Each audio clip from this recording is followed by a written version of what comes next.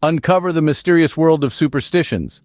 We're diving deep into their intriguing origins and profound impact on behaviors globally. Stay tuned.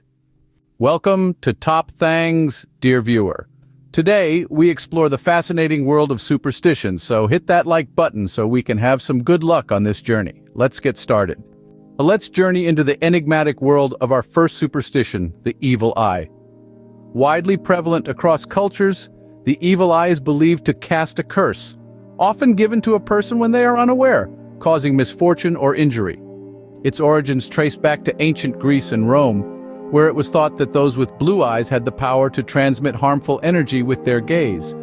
This belief quickly spread, reaching every corner of the globe, from the Middle East to Latin America. The influence of this superstition on behavior is fascinating. To counteract the effects of the evil eye, many cultures have created symbols and amulets. In Turkey, for instance, you'll find the Nazar Bonkuk, a blue and white amulet in homes, cars, and on newborn babies. Meanwhile, in India, black spots or small black accessories are used to ward off the evil gaze.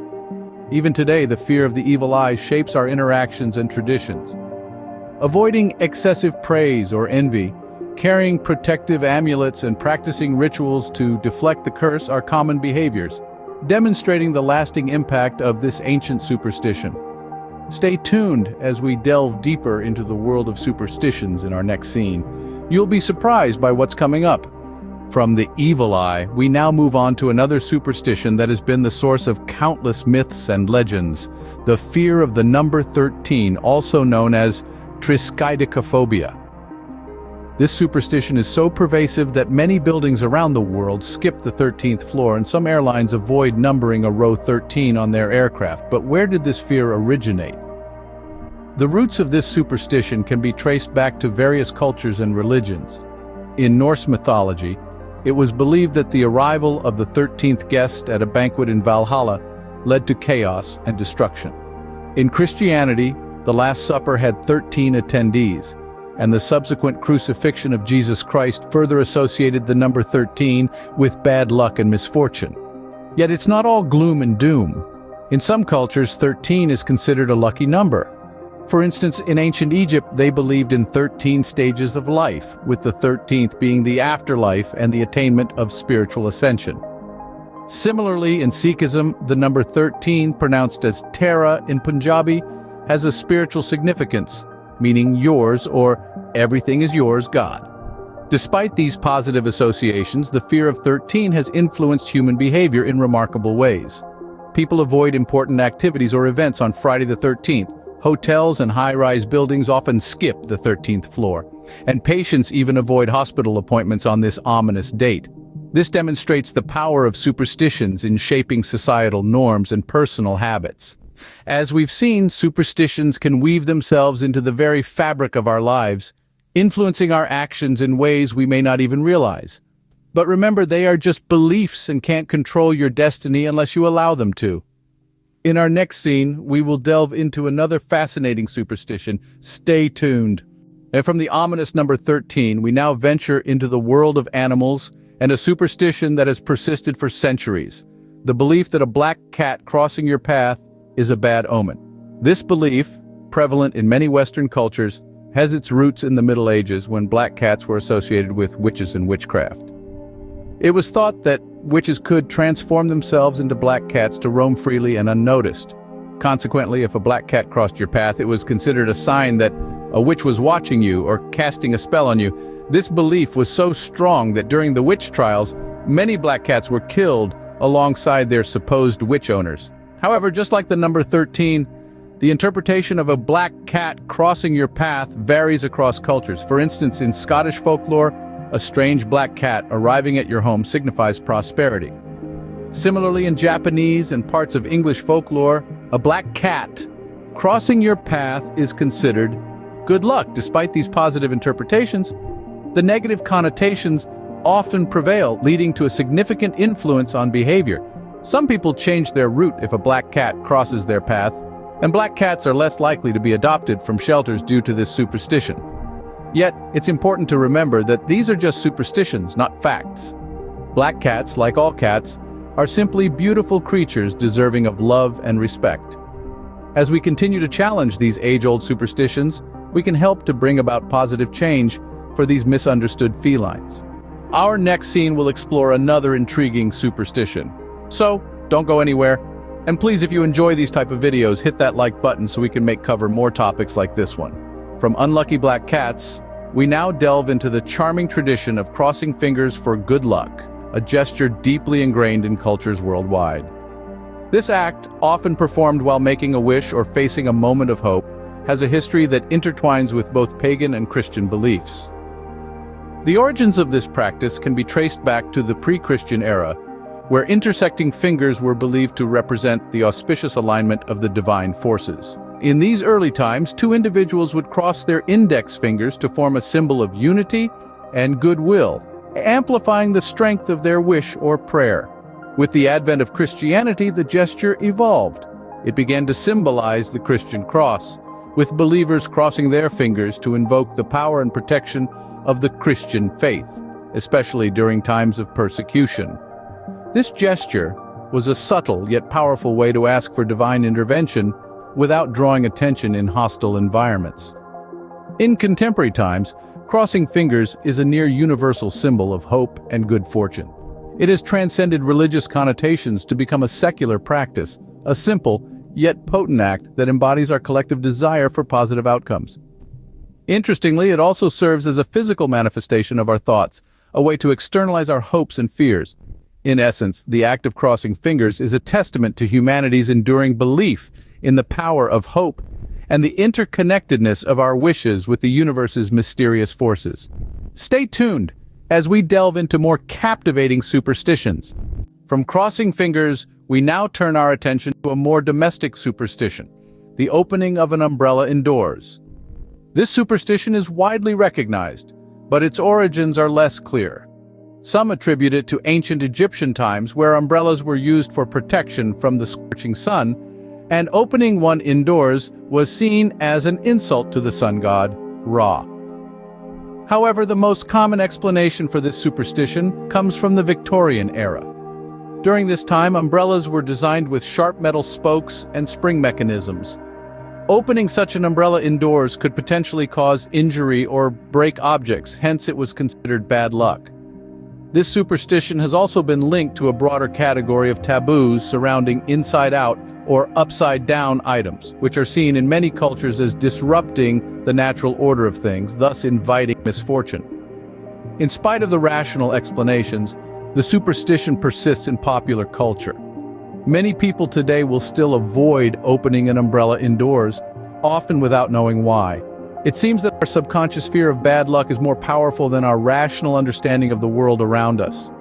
So, the next time you're caught in a downpour and rush inside with your umbrella, you might pause before opening it. Not because you fear invoking the wrath of an ancient sun god, or because of a Victorian safety measure, but because of a deeply embedded cultural superstition. Stay with us as we continue to unravel the fascinating world of superstitions. From umbrellas indoors, we now delve into the enigmatic world of broken mirrors. Yes, the superstition that breaking a mirror brings 7 years of bad luck. This superstition has roots in multiple cultures, making it a truly global belief. The ancient Romans were the first to suggest a 7-year period of bad luck, stemming from their belief that life renewed itself every 7 years. To break a mirror which they believed housed a part of your soul would disrupt this cycle and bring about misfortune. In contrast, the Greeks used reflective surfaces in their divination practices. A broken mirror, therefore, was seen as disrupting the divine connection, leading to a string of bad luck. Even in modern times, the superstition prevails. It's not uncommon to see someone gasp at the sight of a shattered mirror, their mind instantly conjuring images of impending doom. However, there's a practical side to this superstition too. Broken glass, as we all know, is dangerous. It's sharp, it's hard to clean up entirely, and it can cause serious injury. So, avoiding the breakage of mirrors, or any glass for that matter, is just plain good sense. Superstitions like these offer a fascinating glimpse into the human psyche, revealing our inherent need to find order and meaning in a chaotic world. Whether you believe in these superstitions or not, they continue to influence our behaviors, often in ways we don't even realize. So, the next time you handle a mirror, you might do so with a tad more caution, not necessarily for fear of 7 years of bad luck, but because of the cultural lore that surrounds it. Next, we will delve into another captivating superstition. Stay tuned. From shattered mirrors, we now step into the uncanny world of walking under a ladder. Yes, the superstition that passing under a ladder brings ill fate. This belief, like many others, has a diverse cultural background, making it a universal superstition. The ancient Egyptians were among the first to view a ladder leaning against a wall as a sacred triangle, a symbol of life. To walk through it was seen as desecrating this holy symbol, thereby inviting the wrath of the gods. In medieval Europe, a ladder leaning against a wall was associated with the gallows, where criminals were hanged. Walking under it was considered a bad omen, a precursor to one's own death. In modern times, this superstition persists, often evoking a sense of dread in those who inadvertently walk under a ladder. However, like the broken mirror, there's a practical reason behind this superstition too. A ladder, especially when someone is on it, can be unstable. Walking under it can lead to accidents, from falling objects to the ladder itself toppling over. Avoiding walking under ladders is therefore a matter of safety. Once again, we see that superstitions, while seemingly irrational, often have a basis in practicality. They reflect our innate desire to navigate the unpredictability of life, using belief systems to instill a sense of order. Whether you subscribe to these superstitions or not, they undeniably shape our behaviors. So, the next time you encounter a ladder, you might think twice before passing underneath, not necessarily out of fear of bad luck, but in acknowledgement of the rich cultural narratives that shape our world. Up next, we continue our journey through the intriguing world of superstitions. Stay tuned. In our ongoing exploration of superstitions, we now turn to a practice that many of us indulge in without even realizing its origins: the act of knocking on wood. This common gesture, believed to ward off bad luck or to prevent a good situation from going awry, has roots in several cultures around the world. The Celts, an ancient civilization in Europe, held the belief that trees were the homes of spirits and gods. By knocking on the wood of these trees, they hoped to garner the attention of these entities, seeking their blessings or warding off their curses. Meanwhile, in Christianity, the act of touching wood is thought to be a reference to the cross, a symbol of protection and salvation. So, when we knock on wood, we are essentially invoking divine intervention to shield us from misfortune. In the Jewish tradition, the phrase kinahora is used to ward off the evil eye, and it is often accompanied by a knock on any surface, replicating the act of knocking on wood. In the modern world, this superstition has evolved into a psychological safety net, a way for us to feel in control in an unpredictable world. It serves as a reminder that even in an age of science and technology, our behaviors are still influenced by ancient beliefs and rituals. So the next time you knock on wood, remember the rich tapestry of cultural narratives that underpin this simple act. It's not just about luck. It's a testament to our shared human history and our continuing quest to make sense of the world around us. Stay with us as we delve deeper into the fascinating world of superstitions in our next segment. From knocking on wood, we move on to another common superstition that has made its mark across various cultures: the act of throwing spilled salt over your shoulder. As we unravel this classic superstition, we'll discover its origins and how it continues to influence our behavior in surprising ways. Salt throughout history has been considered valuable due to its preservative properties. It was often associated with purity, and in many cultures it was a symbol of friendship and trust. The act of spilling salt was considered a serious offense, almost akin to breaking a sacred covenant. This belief has its roots in ancient Rome, where salt was so precious it was sometimes used as currency. To spill it was akin to spending your luck. But why the act of throwing it over your shoulder? Legend has it that throwing a pinch of the spilled salt over your left shoulder is supposed to blind the devil who lurks there, waiting to seize upon your moment of bad luck. In modern times, while the value of salt has significantly diminished, the superstition has endured. It's a subtle way in which our actions continue to be guided by the echoes of old beliefs. Today we may laugh it off or dismiss it as a quirky tradition, but the next time you spill salt and instinctively reach for a pinch to throw over your shoulder, remember you're participating in a ritual that has endured for thousands of years, a symbol of our shared human quest to control our fate and ward off misfortune. Stay tuned as we continue our journey into the world of superstitions. Up next, we'll delve into the curious case of the four-leaf clover. Has luck been hiding in your backyard this whole time? We continue our journey through the fascinating world of superstitions with a symbol of good fortune that's been sought after for centuries, the four-leaf clover. This rare variation of the three-leaf shamrock is a universally recognized symbol of luck. But have you ever wondered why? The origin of this belief dates back to the ancient Celts who inhabited Ireland around 2000 BC. They considered four-leaf clovers as charms against evil spirits and bad luck. Each leaf symbolizes a different virtue: hope, faith, love, and luck. With only about 1 in 10,000 clovers sporting four leaves, finding one is a rare event indeed, hence the association with good luck. However, this superstition is not confined to the Irish culture alone. In Christianity, it is said that Eve carried a four-leaf clover from the Garden of Eden, symbolizing paradise. In the Middle Ages, children believed they could see fairies if they carried a four-leaf clover.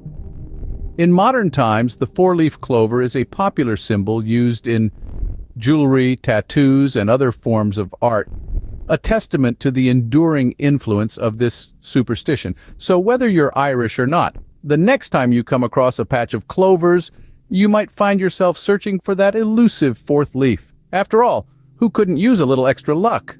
Up next, stay tuned as we delve into the fascinating world of dream interpretations, a superstition that has intrigued humanity since time immemorial. From the lucky charm of the four-leaf clover, we now take a leap into the realm of the subconscious with dream interpretations. This superstition, deeply ingrained in cultures around the world, suggests that our dreams carry hidden messages or predictions about our future. The ancient Egyptians, for instance, believed dreams were messages from the gods. They even had a dedicated dream book that priests used to interpret the dreams of pharaohs. In ancient Greece, dreams were seen as prophecies, with famous oracles like the one at Delphi interpreting dreams to guide their people. Even in the Bible, dreams played a significant role, with Joseph's dream interpretations saving Egypt from famine. Moving east in Chinese culture, dreams were considered glimpses into the spiritual world, and certain dream symbols were regarded as good or bad omens. For instance, dreaming of a snake meant you would have a long life, while dreaming of falling teeth was a bad omen. In the indigenous cultures of America, dream catchers were crafted to filter out bad dreams and allow only good dreams to pass through. In the modern world, despite advances in science, dream interpretations continue to fascinate us. Many people still consult dream dictionaries or psychoanalysts to understand the hidden meanings in their dreams. Whether it's a nightmare about being chased or a pleasant dream about flying, we've all wondered at some point what our dreams mean.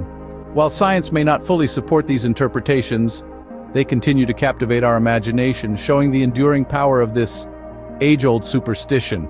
Stay tuned as we wrap up our exploration of the world's most intriguing superstitions. You won't want to miss what's coming next. In our next stop on this journey of superstitions, we step out under the luminous glow of the full moon. Universally recognized and steeped in mystery, the full moon has been the subject of countless myths, legends, and superstitions. The ancient Greeks linked the full moon with the transformation of the mythical king Lycaon into a wolf, thus giving birth to the concept of werewolves. In the Middle Ages, it was believed that a full moon could turn individuals into lunatics, a term that originates from luna, the Latin word for moon. In Eastern cultures, the full moon is often associated with festivals and celebrations. For instance, in China and Vietnam, the Mid-Autumn Festival is celebrated under the full moon, where families come together to admire the moon's beauty and share mooncakes, a symbol of unity. In Hindu culture, the full moon is considered auspicious and is associated with the goddess of wealth, Lakshmi, making it a preferred day for important ceremonies. Contrary to these positive beliefs in Western folklore, it's commonly believed that a full moon brings out erratic behavior in people and animals. Even today, some people claim that emergency rooms and police stations are busier during a full moon, though scientific studies have debunked this myth. Regardless of the truth, the full moon continues to inspire awe and wonder, its radiant beauty captivating our imagination and giving rise to countless stories and superstitions. As we wrap up this journey into the world of superstitions, we invite you to reflect on these fascinating beliefs that, despite their lack of scientific proof, continue to shape our cultures and our behaviors. Stay tuned as we continue to delve deeper into superstitions. From the mysterious world of the full moon, we hop on to another curious belief, one that's been around for centuries and continues to charm us with its allure: the superstition surrounding the rabbit's foot. Seen as a symbol of good luck across various cultures, the origin of this belief is steeped in ancient Celtic traditions. Rabbits, being creatures that burrowed underground, were thought to be in close communication with the underworld and the spirits that resided there. Their foot, a direct point of contact with the earth, was believed to carry the rabbit's magical ability to converse with the other side. In North American folklore, the rabbit's foot is considered a powerful charm that protects against evil and brings good fortune. However, it's not any rabbit's foot that's lucky, but specifically the left hind foot of a rabbit killed in a cemetery under a full moon. This particular detail adds a layer of intrigue and complexity to the superstition, further mystifying it. Across the globe, in East Asian cultures, the rabbit is associated with the moon and is seen as a symbol of longevity and prosperity, enhancing the positive attributes of the rabbit's foot. Today, the rabbit's foot has become a commercial symbol of good luck, often sold as keychains or charms. It's a testament to the enduring power of superstitions, influencing our behaviors and purchasing decisions, even in our modern rational world. As we delve into these age-old beliefs, we see how they have shaped our cultures, our traditions, and even our everyday choices. Superstitions, as we have learned, are not just old wives' tales, but a reflection of humanity's inherent desire to influence fate and fortune. As we wrap up this exploration, remember, the world of superstitions is as fascinating as it is mysterious, and it's a journey of discovery that never truly ends. From the rabbit's foot, we trot over to another globally recognized symbol of luck and protection, the horseshoe. The horseshoe has been considered a powerful talisman across many cultures and time periods. The origins of this superstition trace back to the ancient Greeks, who believed that iron had the ability to ward off evil spirits. As a result, they began to place iron horseshoes above their doorways to keep malevolent forces at bay. This belief was further reinforced in the Middle Ages, with the story of Saint Dunstan, a blacksmith who was said to have nailed a horseshoe to the devil's hoof, causing him great pain. In return for removing it, the devil agreed to never enter a home adorned with a horseshoe. The direction of the horseshoe when hung also plays a crucial role in its supernatural abilities.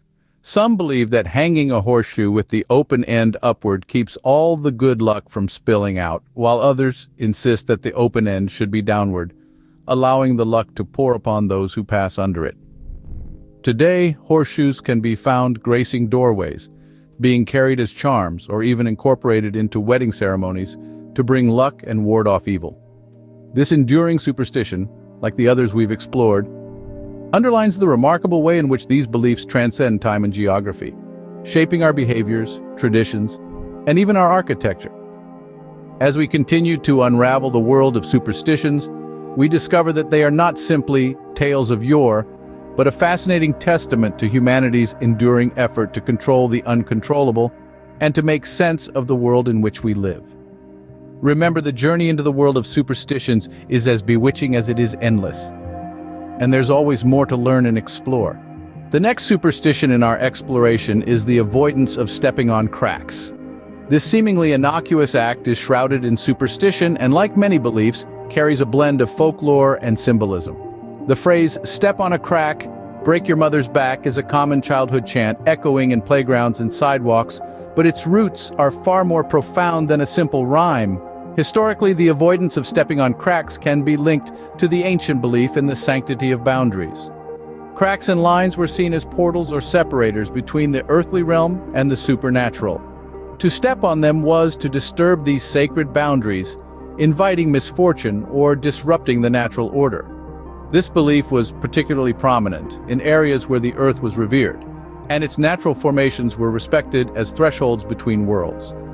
In a more modern context, the rhyme and the accompanying superstition likely emerged as a way to teach children to be careful and mindful of their surroundings. The idea of causing harm to one's mother through a careless step is a powerful deterrent, encouraging attentiveness and caution. This superstition, while playful, underscores the deep-seated human tendency to find meaning and consequence in our actions, however small they may be. Lastly, we examine the superstition surrounding itchy palms, an intriguing belief that connects physical sensations with future events. According to this superstition, an itchy right palm is a harbinger of incoming wealth, suggesting that money is on its way to you. In contrast, an itchy left palm indicates financial loss or the need to part with money soon. This dichotomy between the right and left sides is reflective of the broader cultural associations, with the right being seen as positive and the left as negative. The origins of this belief are not precisely pinpointed, but can be linked to various cultural interpretations of bodily signs. In some traditions, physical sensations were believed to be indicators of divine messages or omens, with each part of the body reading as a unique symbol. The palms, being instruments of action and interaction, were naturally imbued with significance. This superstition also ties into the broader human tendency to seek patterns and predictability in life. The idea that a simple itch could foretell something as significant as financial fortune or misfortune speaks to our desire to find order in chaos and to feel a sense of control over the unpredictable nature of life. In all these superstitions, we see a fascinating blend of cultural beliefs, historical context, and human psychology. They reveal our collective efforts to find meaning, invoke luck, and protect ourselves from the unknown forces of the universe. Whether grounded in reality or steeped in folklore, these superstitions form a rich tapestry of human belief, illustrating our enduring quest to understand and influence the world around us. What is your favorite superstition? Leave your answer in the comments. That concludes our journey today. TopThangs fam, thank you for watching, and if you enjoyed yourself or learned something new, do us a favor and hit that like button. Our favorite superstition at TopThangs is that if you hit that like button, it will bring us good luck. Let us know what you want to see next in the comments, and subscribe so you can join the TopThangs family if you haven't yet. See you on the next one, fam, and thanks for watching TopThangs.